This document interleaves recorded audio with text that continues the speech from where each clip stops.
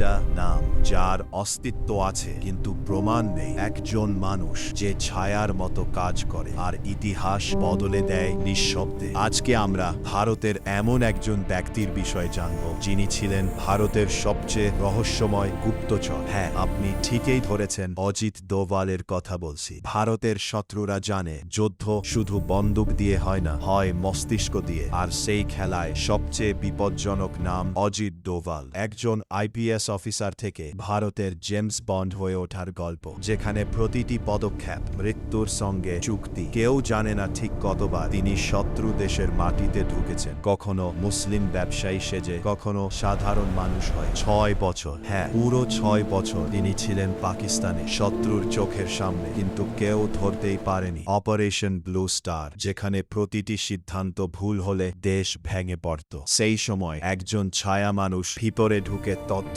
সংগ্রহ করছিলেন। কাশ্মীর, যেখানে প্রতিদিন মৃত্যু লুকিয়ে থাকে, একটা অপারেশন যেখানে তিনি নিজেই জঙ্গিদের মধ্যে ঢুকে তাদের বিশ্বাস অর্জন করেন, তারপর এক মুহূর্তে পুরো খেলা উল্টে দেন। যখন ভারত চুপ করেছিল, অনেকে ভেবেছিল ভয় পেয়েছে, কিন্তু ছায়ার আড়ালে তৈরি হচ্ছিল একটা ইতিহাস। সার্জিক্যাল স্ট্রাইক, যেখানে প্রতিটি পদক্ষেপের পিছনে ছিল একজন মানুষের মস্তিষ্ক।